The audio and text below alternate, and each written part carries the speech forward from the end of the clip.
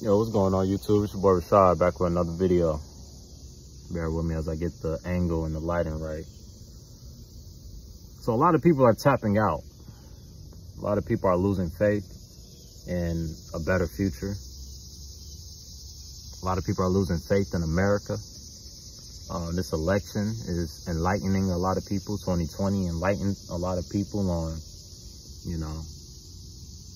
that it's a lot going on that isn't right in front of you, but it's right in front of you if you can see. You know what I'm saying? You got to be able to kind of read between the lines, and you got to be able to see with a different eye. But those of us that can read between the lines and can see with a different eye, we see what's going on. We see the energy and the frequencies that's being put out into the world. We've been warning people about these things. I've been warning people for years. On this channel, on King Richawd, been warning people about the things that they're doing. And, people like us, we get looked at as, kind of odd, kind of wacky, kind of lame, It's not cool what we're talking about, a lot of the times. A lot of the times what I talk about isn't cool, but people listen because there's some truth to it, whether you want to hear it or not.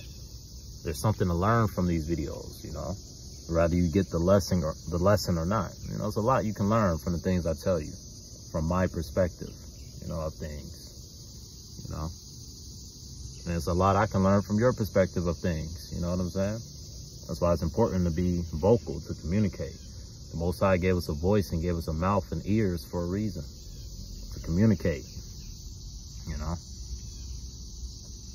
And, what I'm seeing is a lot of people are tapping out. A lot of people are complaining. This election has a lot of people upset because they don't know who to vote for. You go to the grocery store and everything is so taxed, man. man. You remember the days where you can go to the grocery store and get a decent amount of stuff and your pockets aren't aching? Your pockets aren't hurting. Good times, man, good times. Those days are over. You remember the times where you would go in certain neighborhoods and there'll be for rent everywhere, and the rent will be affordable? I remember when they first started to gentrify certain areas in Chicago, how it goes is, you got these people, their houses, they get foreclosed because, these places start going up on the rent and this, that, and the third, and people can't afford the rent. So now they gotta pack up and leave. And when these people pack up and leave, you got these real estate companies, they come buy up these houses and fix them up and sell them for twice the market value, right? And then you got some goofball that,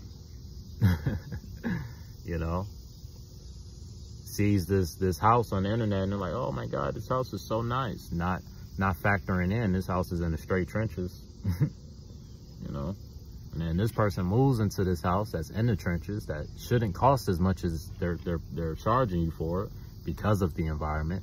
The environment should be bringing down the property value, right? But it doesn't. And this person moves in, and now the price of that house becomes the standard for the block. Now these other houses, these other landlords, they see this landlord charging this amount on the same block that they're on, and they're like, wait a minute, I need to go up on my rent. Yeah, my building may not be as nice as their building, but shit, they're charging their people twice as much as I'm charging them. I at least got to close the gap, right? And that's how these things happen. It's the same way in the NFL. You get one quarterback, who gets overpaid, and then now everybody's being overpaid. Or if you call it, I don't call it being overpaid. You're worth whatever they're willing to pay you. I don't hate on anybody getting their bag. Whatever they're willing to pay you, that's what you're worth. You know what I'm saying? But it's the same way with the housing market, That's why the housing market is being thrown off, you know what I'm saying? Because you know, when the market crashed and, you know, a lot of these places were being foreclosed, you know, like I said, I lived through it. I saw what happened in Chicago. I saw what they did, you know. And now that I'm older, I really understand it, what they were doing, you know. You start raising the prices, you start raising the cost of food, you start raising the cost of gas, you start raising the cost of everything. And you keep the minimum wage pretty much the same. And this forces a lot of people to have to make moves, man. And basically, you know, I talked a lot about inflation and, you know, all these things because this is the core, you know, this is the root to a lot of the problems of the people, you know, not having stability. When I listen to a lot of these videos and these people are complaining about the state of the world, their main complaint is just not having stability. Just not having to feel like you're in survival mode. You know what I'm saying? Feels like the majority of people are in survival mode. You know, I know damn sure my family, we in survival mode. We doing what we got to do to survive. You know, we doing what we got to do to have food to eat. You know what I'm saying? And when you in survival mode, man, it can be rough sometimes. You know, because you can't really rest like that. You know, and when you do rest, there's always repercussions. You know. If you take a break, there's always repercussions. Now you got to work twice as hard when you come back from that break. You know what I'm saying? To keep everything afloat, you know? Survival mode brings just a certain level of tension among the people. And that's what I feel, you know, among all demographics, among all races, you know? I feel tension. I feel a state of uneasiness. I feel a state of unhappiness, you know? And a lot of people, they see these things and they feel these things too, and they see no hope. They see no hope in a greater future. And to those people, they're right in a certain degree that this world that we're living in isn't going to get too much better. It's actually going to get worse. I know people hate to hear that. I know that scares a lot of people. I know some people just want to dismiss that and be like, oh, you're just focusing on the bad. Nothing ever happens when stuff does happen, you know. That whole nothing ever happened things is, you know, it's funny, but stuff do be happening, bro. Just y'all don't be paying attention to it because y'all don't want to pay attention to it, and that's okay. You know, it's not a problem until it's right on your doorstep. And soon, a lot of these people who just want to live in their bubble and act like there isn't issues going on in this world, these issues are going to land right on their doorstep, and their gated community isn't going to save them. Their doomsday bunker isn't going to save them. You know, you have to face these problems head on, bro. When people start looting houses, you know what I'm saying? When it becomes every man for himself, a lot of people, they don't think it's ever going to get like that until it gets like that. You know, it just is what it is. There's going to be certain people preparing the people, and then there's going to be certain people that, you know, they hear messages where people are trying to tell you like, hey, like the things that they have planned for us aren't good, you know, and we got to prepare. We got to, you know, be ready for war, you know.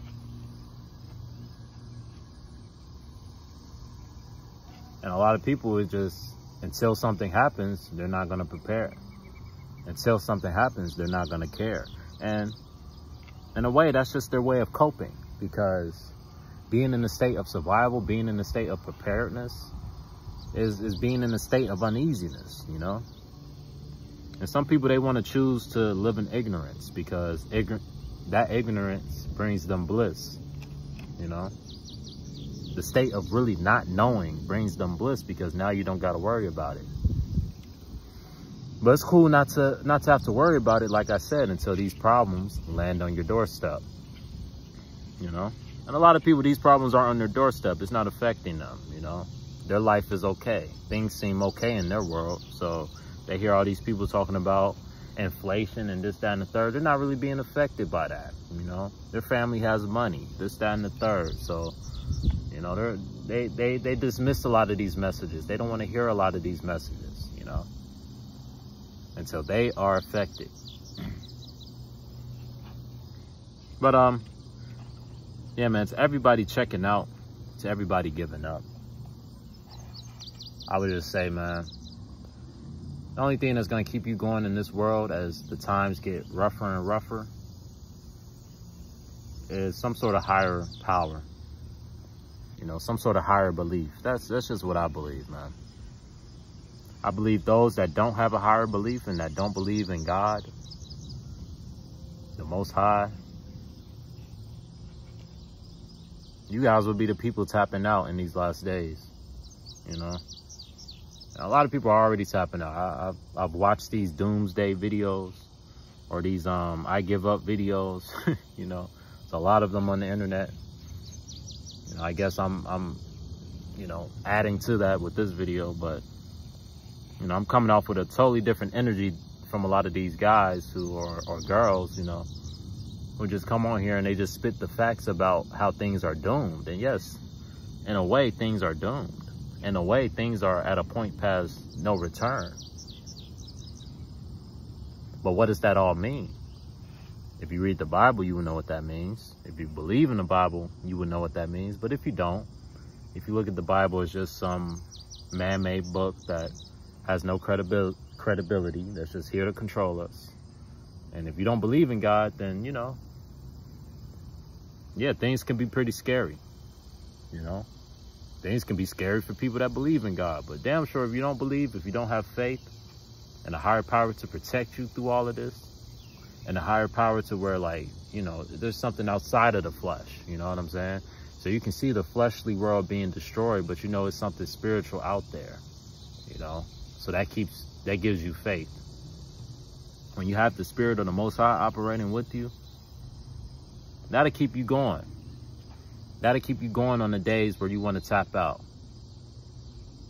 That'll keep that. The Most High will put hope on your spirit when you're feeling hopeless. When you're feeling like a lot of people feel, you just want to give up. You ever feel like that? I know I do. I'm keeping it real. I know I do.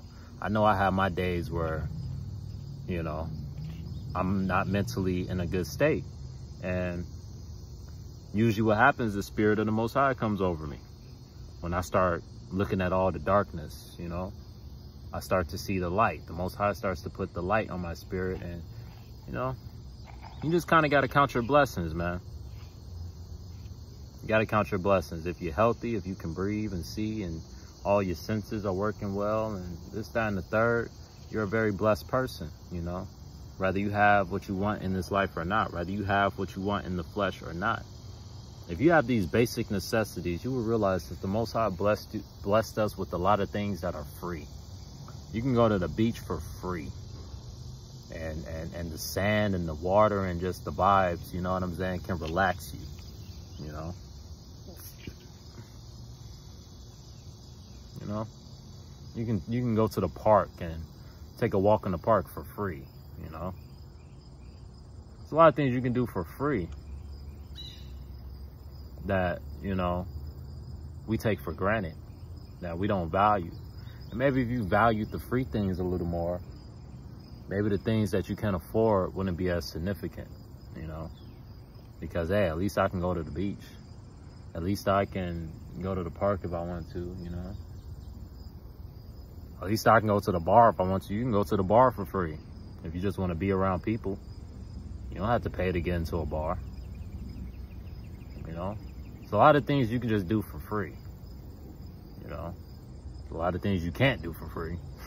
The majority of things you can't do for free. But, okay, let me put it like this, because that sounds contradicting.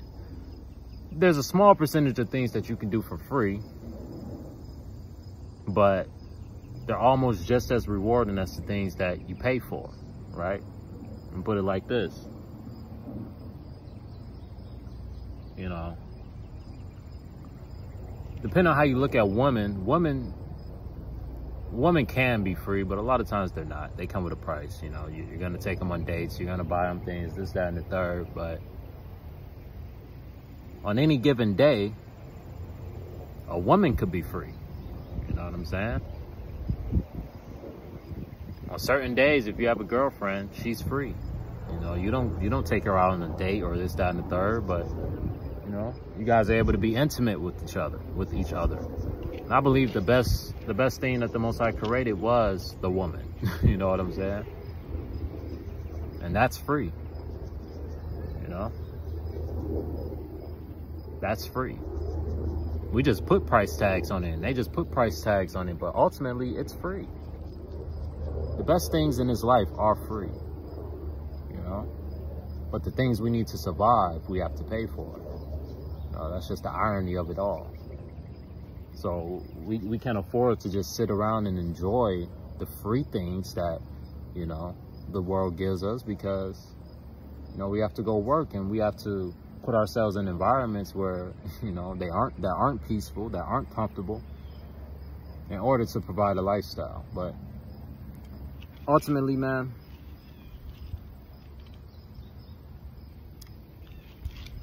I think you just got to look at the brighter side of things, you know, for anybody who feels like giving up. You got to look at the brighter side of things, man, you know. That's really my only answer. You have to look at the brighter side of things, because if you don't, you know, it's plenty of darkness out in this world to occupy yourself with and depress yourself with, you know. You can choose to fill your mind with that. You can choose to fill your mind with doom and doubt and despair. Or you can choose to fill your life with love and hope and faith, you know, spiritual things. Things that are free, you know. Sometimes the best riches that a lot of us are going to get in this world is the richness in spirit. It may not be the richness in the flesh. We may not become rich in the flesh. But if you become rich in spirit, you know, to me, that's the best asset you can have. Because when you're rich in spirit, you can operate through any condition.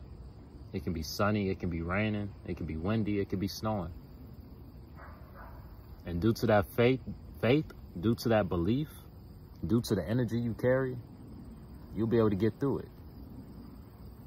But, yeah, man, that's just the video, man. A lot of people are tapping out. A lot of people are giving up.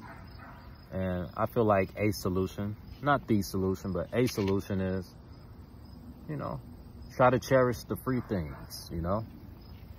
Try to cherish what's free and work towards building a life that's sustainable, you know, where you can sustain yourself and hopefully a family one day for yourself.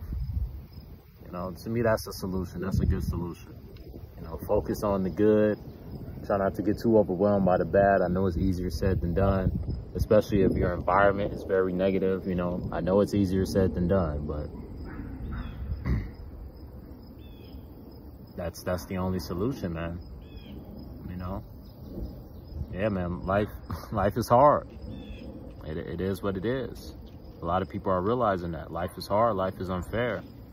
It's a lot of corruption that goes on in this life, you know? You just got to choose how you're going to look at it all, you know? How you're going to cope with it all, you know? Are you going to be one of these people that just give up and take the cowardly way out? Because, you know, no offense to anybody, and I'm sensitive to all those who, you know, self-deleted themselves, but ultimately that's the easy way out. That's you just tapping out. That's you just giving up. That's you just saying, I can't fight any longer. And I don't encourage people to take that route. I encourage people to endure to the end, right? Endure to the end, man. And the Most High will put on your spirit and keep you, you know, keep you hopeful, keep you faithful, keep you purpose-driven, you know? And unfortunately, I feel like those that don't have the Most High in their life will be affected the most when things really start to hit the fan, you know? Because things are slowly hitting the fan, but it really hasn't, like, hit the fan, like, where things are in a complete disarray, you know? You know, you can still go to the grocery store and get food. We can still go on the internet. We can still make these videos, but, you know, one day these things may change, you know? And when that happens, you know, if you don't have faith that things will work out, even when things look like they're not going to work out, you know what I'm saying? It's not going to be good. But that's just the video. Like I said, my solution, man, look at the positive. Try to look at the positive. Try to focus on the positive. Try to focus on what you can control. And what you can't control, you know, I'm not going to say just ignore it, because we got to be aware of a lot of these things going on in the world, you know, for our own safety, for our own protection. So, you know, I'll say keep tabs on these things, but try not to overindulge in it, you know. Try not to overindulge in the negativity. Try not to overindulge in the conspiracy theories, this, that, and the third. Like, have a balance, you know. If you like playing video games, play video games. Like, loosen up, man. Loosen up. If you know, whatever you like, do it.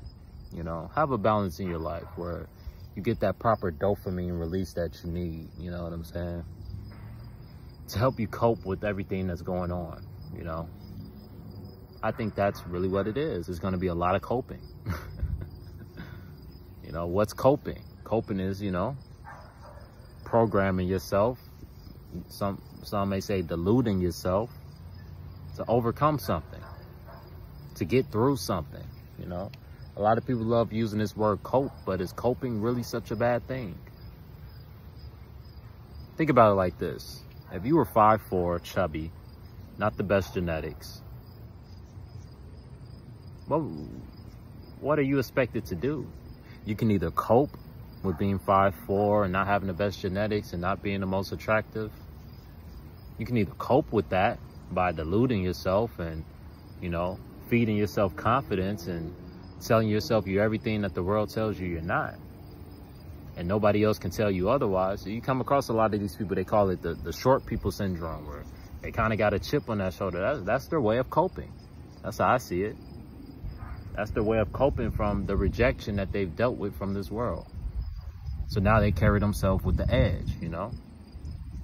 And a lot of them, some of them, they get women. You know, I remember in high school, there was this guy, he was on the football team. He was about 5'4". Short, but, you know, no Diddy, but, you know, he wasn't ugly, you know what I'm saying? He played football, so he was in good shape. And at 5'4", you know, this dude was one of the most confident people on the football team. This dude had girlfriends and women in his life. 5'4", you know? And I'm pretty sure he had to cope with a lot of things being 5'4". But did he let it stop him? Did he let it stop him from having, you know, relations with pretty and beautiful women? Having girlfriends, this, that, and the third? No. He found his ways to cope and get through it. And he got through it. And that's just anybody. Whatever your circumstance is, you have to cope with it and you have to overcome it. Other than that, you're screwed anyway. So you might as well find a way to cope and find a way to overcome. Because giving up isn't an option, you know? Giving up is just being a coward. Giving up is just saying, giving up is kind of like entitled almost. It's like, who are you to give up? You think Jesus didn't want to give up? You think Job didn't want to give up when the Most High took everything he earned, everything he worked for, and he still kept faith, you know?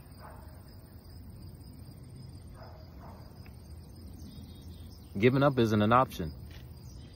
Enduring to the end is. And, you know, I think the Most High will reward you when you start moving like that. I really believe that. I know that. I don't even think, I know that. The Most High will reward you when you start to move and think like that. You know, because you will attract better. But I don't want to be too long-winded. This is my message for those giving up. My message to you is to find a way to cope with it all. I know it's heavy. I know it's hard. I know it's scary. But one way or the other, we got to get through it. Because giving up is not an option. Y'all be smooth.